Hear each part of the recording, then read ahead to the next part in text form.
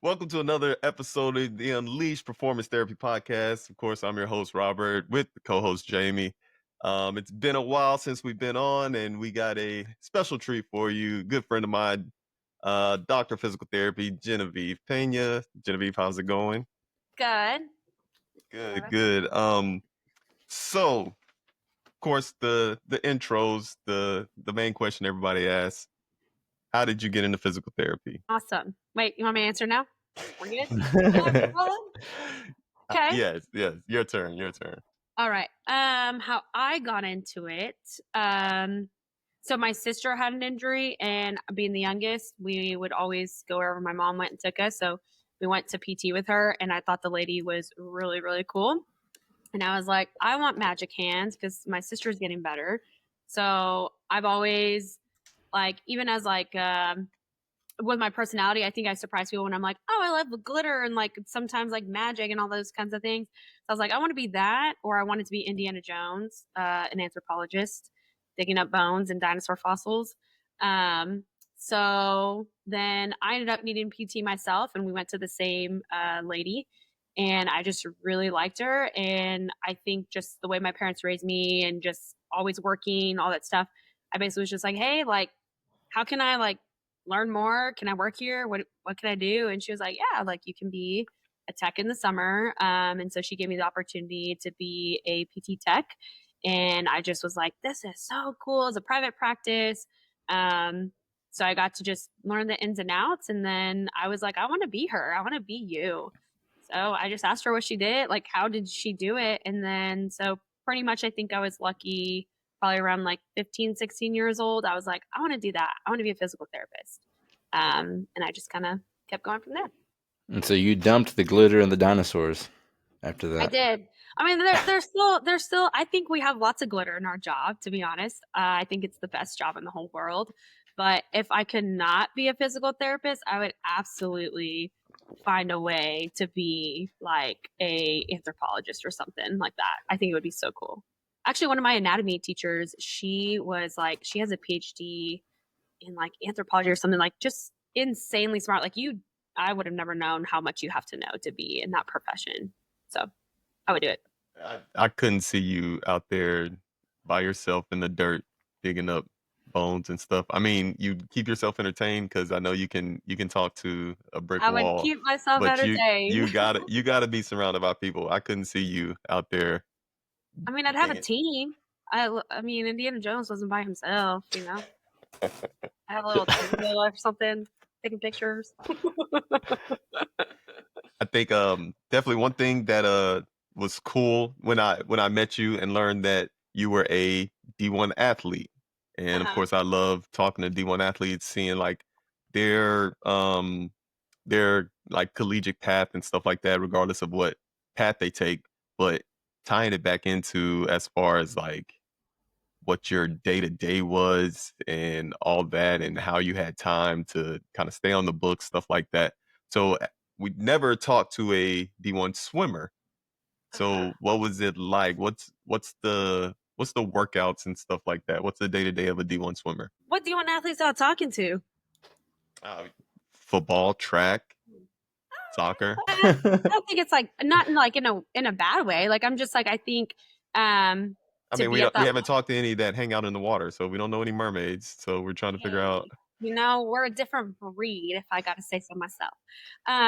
But I mean, I think we're about the same in the sense of like schedule wise, but I think track and swimming are probably the most similar in my opinion, in the sense of, so I started at a pretty young age, but I think I was still at that time of like, I was a multi-sport athlete. And then it was later that they were like, hey, like you got to pick one in high school athletics. But I mean, I think swimming is like, people think it's this like individual sport, like kind of like track is, but it's actually a really cool team sport. And so, I mean, schedule wise, I mean, I was doing 2-a-days starting at like 13, 14 years old. So I think work ethic for me was always, it was also a way, I think now looking back, my parents, I appreciate them very, very much.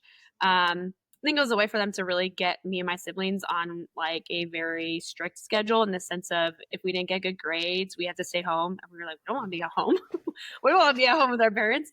So I think it was a very smart way and just a way that my parents, it was never a, um, hey, you have to do well. Like, honestly, my parents were not these crazy athlete parents. Like, they made friends, but they were also just very like, you do good in school, you get to come here. This is a privilege, and this is kind of like your like reward for doing good. So I think that kept us in check. And then to be honest, I hated swimming. I cheated when I was a kid. I'd be like turning around underwater. I'd be like underwater, messing around with people. I was messing around the whole time. I loved track. I loved gymnastics. I loved dance. And I don't know, I think it was just through my coaching experiences and just seeing people work hard and just always being surrounded, I think, by really, really good coaches that just instilled a lot of just even life lessons in me, to where I was like, okay, I guess I'm good, or like, okay, I guess I can keep doing this. And all my friends that I was surrounded with were like, oh, we want to do this in college. So then I was like, yeah, I want to do this in college too. And it can help pay for school. And um, so I think in that sense, with going to college, like I knew what I was expecting, but I think once you're in it, it was really hard. I mean, I had to go to like 5 a.m. practice, and then a lot of my classes were 8 a.m. classes. And then, I mean, me and my friends, I think we're always kind of like health minded in a sense. I had a few friends that did, med school, or they did really awesome things like meteorology, and PhDs and grad school. So I think it was like I was always 18 to 20 hours, to be honest. Um, Looking back, I don't know. Like, I mean, I didn't drink any energy drinks in college, but I definitely did a lot of the coffee. I had night classes. Night classes were a lot of with the athletes as well. And I mean, it was hard. I think my coach at the time was also, back then when a lot of things weren't, we weren't doing things by the rules and all that. And so I think sometimes it was hard to really like stand up for myself and say, hey, I'm going to go shadow these people and I have to miss a practice. Um, but the flip side is that is I think now, like we can all say being older, like me and my friend were talking about this earlier, like we look back and we're like, man, dude, it wasn't that deep. Like we should have missed practice more. We should have lived our lives a little. I mean, because it's like the percentage that go pro is so little, but you're just in that mindset for so long. But I think thankfully, again, too, I think reality kicked in of like, swimming's not going to pay my bills. Like it paid my school bill a little bit, but this has paid my bills. So I think that's what's kind of hard is like you are this awesome athlete and you're passionate, but then reality has to kick in. But I think it has to be a good way of seeing reality, not like a positive way, not a negative way. Like I'm so glad and I'm thankful for what I was able to do. But I mean, swimming now doesn't define me, and it shouldn't have defined me at that time. Well, like Robert said, we hadn't had anybody that's like an athlete from the water. Yeah. I'm curious how the workouts go. Like I obviously there are specific types of swimming workouts that you have to do all the time, but what do you do outside of the water to Ooh. become a better swimmer? Well, it's funny. We call it dry land, but I mean, it's exactly what you think. It's like a lot of conditioning. So like growing up, we would run like stadiums, we would up and down, we'd bear crawl them, we'd crab walk them, we'd karaoke them. We'd be out there, 80, 90-degree weather, like burning your hands, wasn't really a thing until it was a thing. And I'm sure now half the things we did, they'd probably be like, oh my God, it's too hot out there for y'all. Heat stroke. But I mean, yeah, we would run, we'd lift. I think I was kind of in this little split generation of like I started lifting at 13, I think, where I had some coaches that were telling me, hey, you're too young. And then I had some coaches that were like, nah, you're good. And I mean, at the end of the day, I had really good coaches, I think. Like I never thankfully was injured. Always had really good technique, I think, from the beginning. Like my coaches would never let me go up and weight. I was also always like the smaller person. So I think everybody always was like, oh, watch out for Genevieve, watch out for G, she little. But I mean, at the end of the day, it's pretty much a lot of I mean, I think they did a good job with like Michael Phelps and stuff during that time, 2004, 2008. Every time they'd show that, like, I mean, we do a lot of functional lifts. So like cleans, squats, jerks. I learned a lot of that in high school. And then in college, I feel like I was like, oh, I was doing that in high school with my coaches. Like, this is really cool. So like in college, you're a little bit more regimented, right? Because you have rules and NCAA and all that. But I mean, we have a lift day. You have because college you get more specialized. So I was more distance. Like sprinters, let's say, like they may lift more, right? Because you want more power. They may be doing a lot more like plyo lifts, where like distance, were like more like endurance based. So we would, I mean, everybody would lift heavy, but I think we did definitely more like heavier sets, longer. And I mean, like I love the pull ups, a lot of body weight, even a lot of partner stuff too. Like growing up, a lot of like medicine partner stuff, medicine ball workout, turf workouts. And I mean, it's a lot of like, we do a lot of video work too, which I think is really cool. And I think that's why I love like gait analysis, to be honest, because I feel like I've seen myself swim so much and I've been picked apart from the most negative to the most positive. And it's just such a skill. Like, it's a really cool skill to be able to pick things apart, but to know like it's because you want to be better. Um, Did you notice any kind of like gimmicky workouts that you ended up doing while you were training for like at the collegiate level? Like yeah, any gimmicky things? what you mean? Kind of like the every now and then something will show up on social media like this is going to make you faster. This is going to Oh, make you do this. yeah. You'll jump higher if you do this exercise. Did you Oh, see yeah. any kind of swimming Yeah. like specific stuff that was gimmicky that you're like, "Oh, I got to do that if I want to Yeah, be the Genevieve, best." she was falling for it.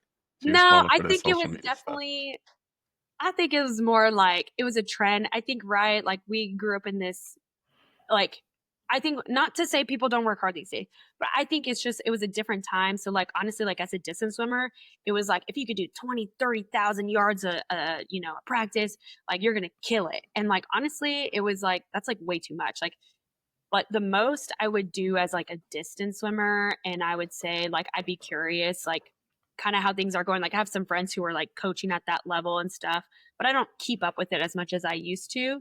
But I mean, like nobody should really be swimming like more than like a 20,000 yard practice. Like that's insane, right? That's like if you're like a distance runner and you're running like, let's see, 10,000 yards, that'd maybe be like, so like, okay, classic Christmas set would be like 10 1000s, and you're just like, it's Christmas, or like 5100s, it's Christmas. You don't do that any other time except like your peak season. Like if you could do 5100s at like a certain time, like you're gonna kill it. So it's like, yeah, like, and we grew up with that mentality. Or like, okay, you can go the whole length of the pool with no breath. If you can do that for like 10 laps, like you better be able to hold your breath when you have to hold your breath and you're dying on the last lap. And it's just kind of like, I mean, yes, but so yeah, there's a lot of gimmicks. And I mean, sadly, there's been swimmers who like have passed. Like there's like they've drowned from like doing underwater work where you're not supposed to take a breath. I mean, me and my friend would joke all the time. Me and him still talk today, and he's still one of my good friends. But like, there were lots of times in our practices we weren't supposed to be taking breaths, and I'd be like, I need a breath. I like come up and take a breath, and I'd get in trouble for it. Like, I want my breath. So, I How long can you hold your breath? Or now, at your prime, at your prime. oh, at my prime, I don't know. Like things like that. Like I could probably do it for like a 25-yard turner. I could probably do 25. What is 25 plus 20? 45? No, Girl, I'm 45 seconds. no. Like 40. Actually, maybe 40. Maybe a whole 50. I could have probably done a whole 50-yard back in the day. I need times. I need Yeah, times. this I this don't is these tough I could times. probably distances. do, okay, times would probably be like 30, 34 seconds.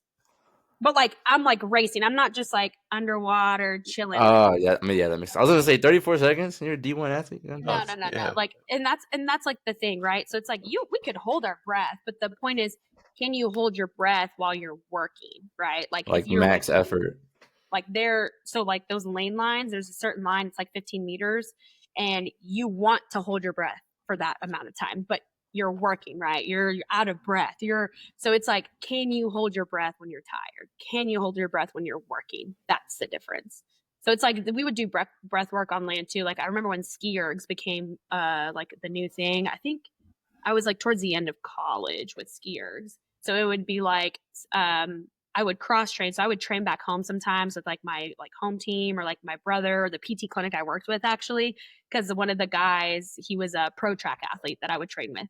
And so we would do like ski erg sets where I would hold my breath and do the ski erg for like 15 to 20 seconds at a time.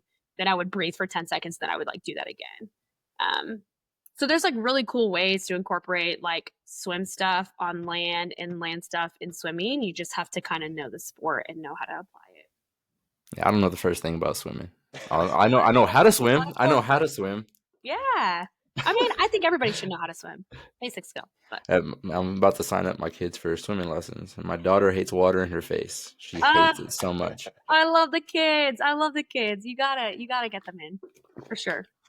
I used to teach swim lessons. Definitely with, of course, every PT, every student of physical therapy, they're going through school and people automatically think, okay, you're going into some type of sporting therapy, anything like that.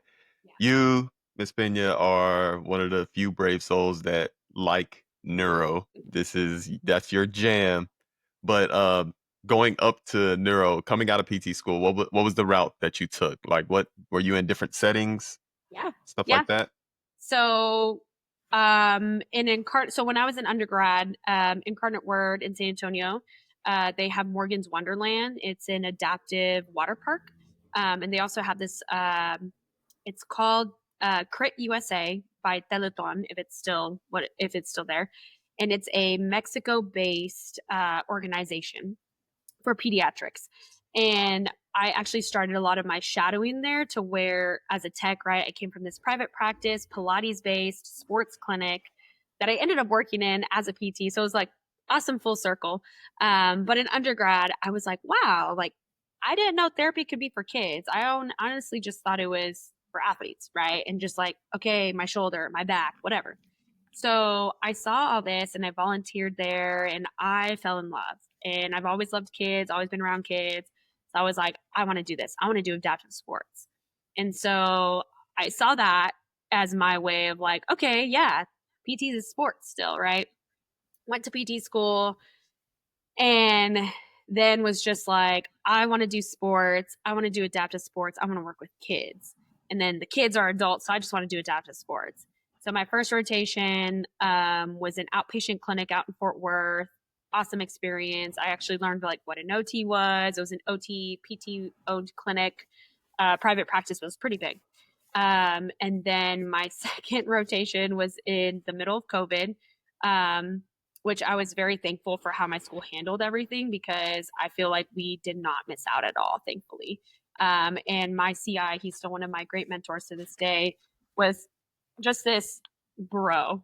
Like, and he knows it, but he was this bro and just this guy that like he definitely tapped into that like D1 mentality. There was a few times. So I'm 5'2", I'm little. And I had all these big, athletes. It was out here in Houston. And I was like, what are you guys giving these kids? Like they were like 6'2", 6'4", whatever. And I would get on the table and my CI, and we haven't talked about this, but he was just like, why are you getting on the table? Like, use your body. And I was like, I'm not as tall as you and I'm not as strong as you. And he was like, weren't you a D1 athlete? And he truly walked away when he said that. And I was like, so there's a little bit of difference now between me and student me. So I was like, I said, no, he didn't. And so then I was like, I'm a sweaty person. I sweat when I'm nervous. I was so sweaty and so nervous. That rest of that day, I probably used the worst mechanics and everything, but I said, fine.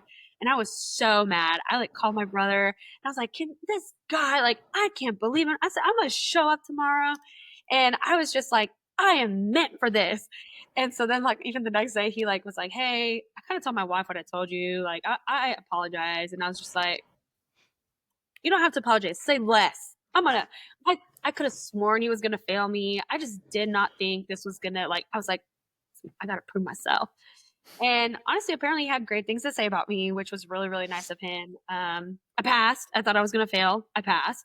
And he was like, and to this day, he will still just say really great things about me. And I look up to him as a mentor still. Like we're friends, but he'll always be a mentor. Third rotation was pediatrics. I fell in love. I was like, this is it for me through and through. Fourth rotation, my family's military, and with the adaptive sports, I was like, I want to go to the Center of Intrepid. Really hard to get into if you're not Army Baylor PT. But I was able to get an in at Brooks Army with their burn and trauma unit, and the best decision I had ever made. I fell in love with the hospital. I fell in love with acute care. I fell in love with trauma. So where I graduated, and I was like, I love it all. I just want to be a PT of all trades. So I chose, Save the world. yeah, I loved it. I had all the best experiences. So anytime a student has told me like they have had a bad experience, I feel for them because I'm like, that's not how it should be. And I mean, some of my classmates had really bad experiences. So I was very thankful to have awesome mentors, awesome, just I have nothing back to say, to be honest. And so I went to pediatrics where I worked. They had offered me a job. Had some really good lessons of life there as a new PT, and I learned a lot. And I'm still very good friends with everyone that I, met. But I learned how to kind of just stick up for myself. I learned what mentorship is, and I think mentorship is so different for everybody. But I think once you know what you need, but you don't know what you don't know. So I said, this whole time though, let me tell y'all, I said, do not put me with neuro. I said, that ain't for me. I'm not smart enough. I'm not good enough. That ain't for me. So then this whole situation happened in Peds where I was like, I need to go back to the hospital. I didn't feel like I knew my stuff. I didn't feel good enough to handle this. I never want to be in this position again. So I said, let me go back to the hospital. Let me get confident and I'll come back to outpatient. Went to the hospital. They needed somebody on the neuro floor. And I said, who's that? Not me. And they said, yeah. I said, yep, you're going to, it was the 16th floor. They're like, we need you. And I said, okay. Went home. I said, I got to look at all my neuro notes. I was like, I got to whatever. And like the first 3 weeks, I was like, this is actually really cool. I said, I love it. I said, and I was like, there has to be more. There has to be more. And so I just kept craving more and more and more. And then where the job I was at gave me, like, I started running journal club. I took on a student. I rotated floors. I was just like, wow, like this is what neuro is like. And this is how and I just fell in love. So then I was like, all right, I want to be better. So I applied to neuro residency. And then, yep, here I am loving neuro. So, crazy. Don't ever say no. But I guess have boundaries. Well, of course, we see your love for neuro now, and you just recently took your NCS. Remind me, neurologic clinical specialist, right? Neurological clinical specialist. So I was kind of firsthand seeing you going through that. How intense was that phase of your career? Residency was rough. It was rough. I think everybody at Kirby Glen sees the now me. It was hard. Probably the hardest thing I've ever done. I think also what just made it hard is probably like you two, Jamie, is like you know what it's like to work and then you decide. I mean, I think it's a good decision, right? But you make a hard decision of kind of taking a step back, and that's a step back in pay, a step back in freedom, a step back in a lot of things that you're now used to. And so, I mean, I knew what I was signing myself up for to a certain extent. And then I was actually in it and was like, I mean, there was definitely 2 to 3 times that I was like, I had never felt the feeling of wanting to quit. And I did. And if it wasn't for like my community, my faith, and just like the people and even my co-resident, if it wasn't for people like that, I would be struggling probably even more. So I think just what made it hard is I came from this community and this residency program that was like, that became my community and all these things. And I started working somewhere new. I moved somewhere new. My family's not here. I think I'm the kind of person I can make opportunities, and I hope I do. And I'm finding a community here in Houston. So that's what made it better. But I mean, it's a grind and it's not easy.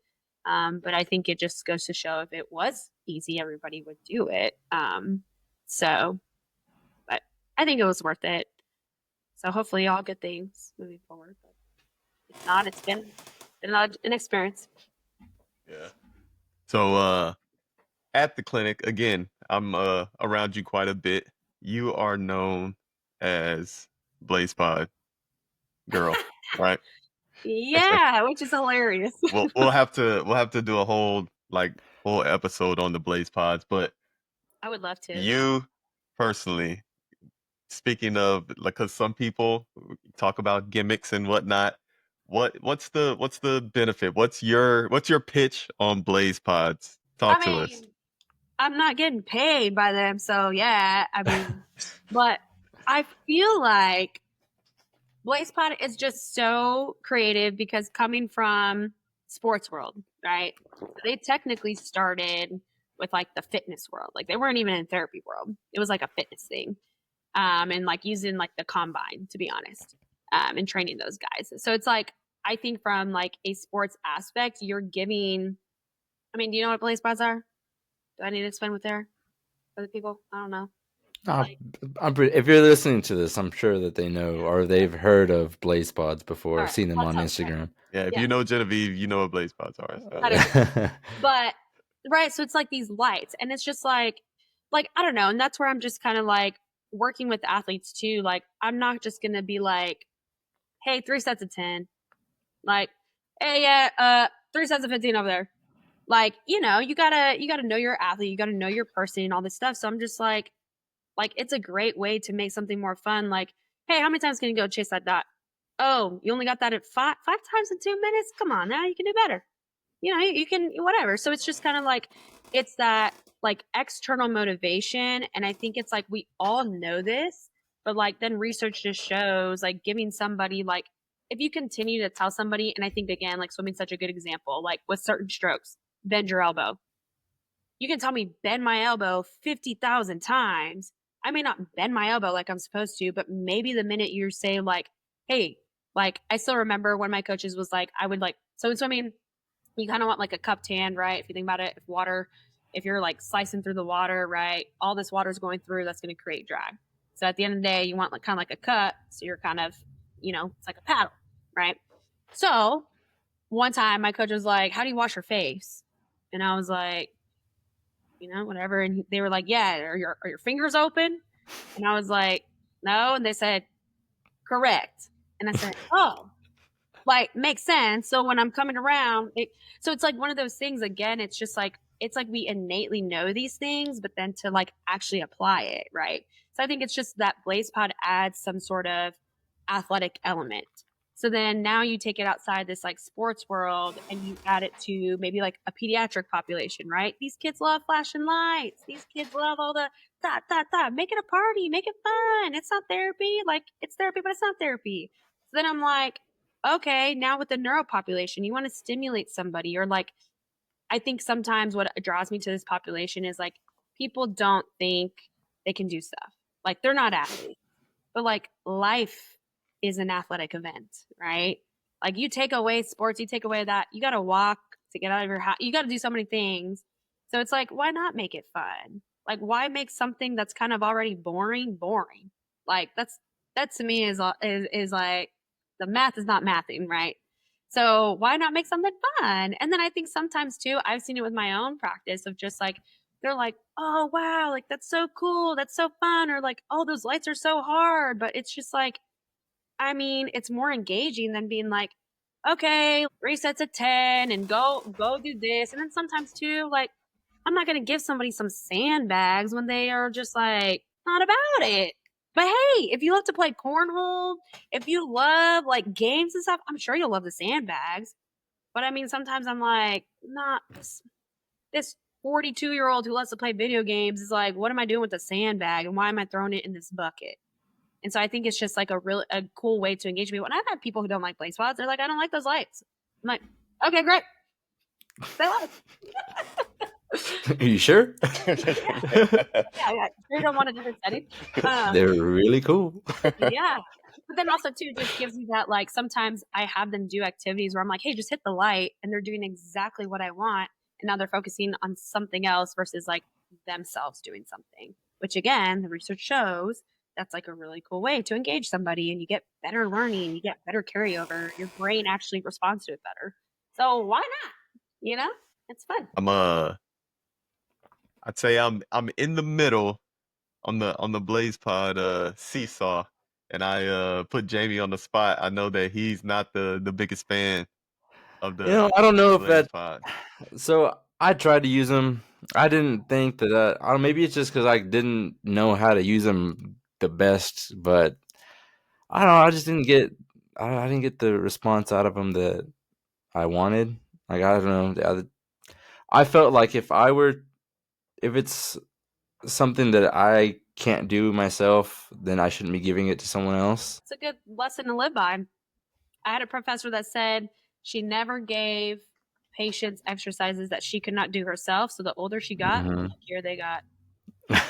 But I'm curious, what were you trying to do? I don't know. This was a long time ago. This is when I first started as a PTA at an outpatient facility, and there was a one girl there that used them all the time, and I was like, "Hey, let me try them out." And I just, she gave me the phone thing, and I was trying to play with it, and I was like, "This is kind of dumb."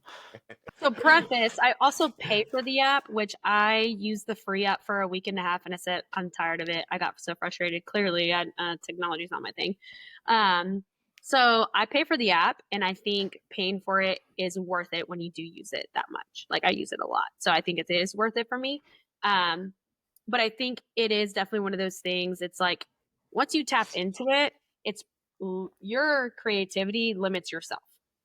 Like, you are limited by yourself, and you can make it to where, like, I have really loved trying to make myself more creative.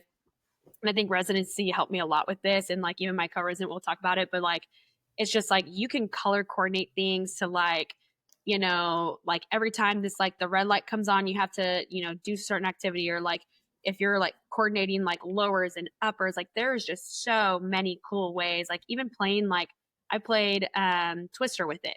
So having somebody look at the mirror and knowing where to place their feet, and then their hands are on the dot. So it's just like, you just kind of have to, you just got to play with it. And once you're just like, I think the best way to do it is, how would you want it? Like, how would you want your therapy? And if somebody offered you this like function in your therapy, how would you want it? And I think it's easier to go from like sports and all that to then get creative with all the other populations. But I mean, I think, and you can go as low tech as truly sandbags. Like, I've worked in places that don't have blaze pods, and it's just like, you can do the same thing with low tech. But how cool is it that you have high tech? I want to say that I tried to use them, and then I ended up just using cones instead. Yeah. Yep. Yep. I think it was one of those things where I didn't want to have to take the time to learn how to use the app and to mess with all the settings, and then I was done with it. I was like, ah. But then how cool if you added the little blaze spot to the cone, and then you had them try and get to the cone within 5 seconds, and if you don't get to it, the light goes out and you got to go to the next one. So there you go. You can't do that. So I'm gonna put a little flashlight underneath it or something. hey, you can have Sergeant come up with some wild ideas. The flashlight would be good too. I would be one of these days, if I have some time and I have the blaze pods available, I'll look more into it and try to see if I can learn how to mess with the app. Let me know. Time is very limited right now for us. I agree. At least our free time. Yeah, no, for sure. Just ask a clinician; they'll help you.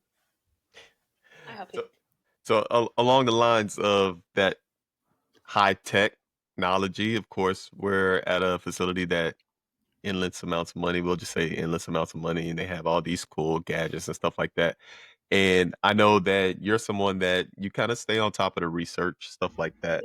Is there anything that's kind of stood out to you, whether it's in just physical therapy in general or like the neuro setting, that is like an advancement that like it's really like kind of touching you, that you're like, hey, this is something that I would like to like get ahead of, or I'm reading more into this so I can implement it into like my treatment, stuff like that? Anything that you've seen recently? I don't think it would. I think it's recently in the sense of it was more brought to my attention in residency. But I think there's a lot that's going to be coming out within the next like 20, 30 years, and just like motor learning. Like, I think that's an area, an aspect that's like even when I was in school, that like there was like, oh, there's all this research, and then there's still all this research, and there's more coming out, right? Because you have AI and like all the functional MRIs and just like all this like really cool technology that like we're hearing about, that like if that came out when we were, like now, just imagine what it's going to be like in like 20, 30 years, right? So I think from that aspect, just looking at motor learning and how it's called optimal, and it's a research article that's very often referenced. I don't know if I actually read it in PT school, but as a resident, we used it a lot. And so it basically just talks about some of the three biggest ways to get people engaged in motor learning is through external cues, autonomy, and enhanced expectancies or enhanced expectations. And so that's pretty much all it means is like external cues. So it's just kind of like my example going back to like, especially in a neurological population, like we're so, and even in sports, but it's just like in general, the way we talk is like, okay, lift your leg, move your arm, bend your elbow. And it's what is so intrinsically focused, but they're finding like, if you're just like, hey, reach that target or cut this tape or put your foot or touch this line. If you kind of avoid this intrinsic cueing, they find that a patient actually, like, sometimes you get what you want and you didn't even tell them. You like told them like in a roundabout way. So it's really cool to see that. And I feel like I've seen that a lot in my practice since residency. And just even my mentors were phenomenal at that. Like they could tell somebody to do things without telling them. And that's kind of, I think, the challenge that we all have of like, right, you work with athletes, absolutely, you can tell them they're so intrinsically tuned, but that's also what's interesting, right? They're so in tune with their body. So finding ways to challenge them in the sense of like maybe getting them out of that mindset and challenging them to like, again, a blaze pod, like, hey, get that target within 5 seconds. How do they do that? Watch them. And then maybe when they're not focusing, you're like, okay, you go more into a valgus moment, or like, hey, when you actually are, motivated to do XYZ, you have less of a valgus moment. So it's something like that, right? And then like enhanced expectations is like one of the examples I think in the article they talked about is they had golfers or something, basically shooting into different targets. And obviously the one with the bigger target, more accurate, more motivated, more consistent. So then it's like you want to start where your patient succeeds versus, okay, here's a task and it's this like smaller target. And they're constantly like missing or just feeling bad about it, right? Because then that gives them this like negative feedback loop in their brain versus like a positive feedback loop to start with. And then you can go from there and make things harder and they feel more confident. And then autonomy is just truly as simple. And that's again why I sometimes love the Blaze Pod, but you can do it with low tech of just like, what's your favorite color? Give it an option. They're more motivated. Like I think this research article like asked people like how they wanted to jump or like literally with their language just gave them a choice. And like there's even examples of like how they prefaced instructions. And when you give the patient the autonomy to do it, it's already a better outcome because they have a choice in saying it. So I think in that sense, I personally haven't found anything that I'm like, oh my God, this is crazy. But I think that whole concept and using that consistently with my own practice is a challenge in itself because you have to find how patients respond. How can you communicate that to patients? How can you keep that between patients? What succeeds? So it's just like a continuous challenge that I find very fun for myself. Nice. Um, That's nice. nah, because you made me. I lost my train of thought. But we're now to the most important question of the night as we wrap up. What's $1 million question? And Jamie, I already know the answer to this. I've known Genevieve just for a short amount of time, but I'm pretty sure I know the answer to this. Genevieve, if you could treat any celebrity, dead or alive, who would it be? Only Coach Popovich on the Spurs. Okay, maybe I didn't know the answer, Jamie. I Bad Bunny. She was gonna hit me with the Bad Bunny because she's Actually, well. Okay, I dreamed of working on Spurs Lane. I dreamed of being a Spurs PT. I dreamed of being like Becky Hammonds, but like PT version. So I still would well, never let that go if the opportunity came up. But if hey, the Spurs didn't have their shift in power with GM and all that, and your thoughts of what's really happening over there in the Spurs camp, I think you would have said Bad Bunny. I'm sure you would have said Bad Bunny. and I'll say Bad Bunny too any day. But I'm like, I would still love to be a No, Spurs. Popovich is a good one. I Yeah. would love to sit in the room and pick Popovich's brain on Yeah, the random stuff. yeah, So I would agree. He's just, I mean, that team. Okay, listen, are we Rockets fans here? I hope not. because I'm not. All I'm saying is, you Well, know, Jamie's from the northern part of the state, so he's not he's not a so what? Rockets fan. Nothing. Mavs. You know, I'm not a huge pro basketball fan, and if I did have to choose, it would probably be the Spurs. Yep, exactly. Best team.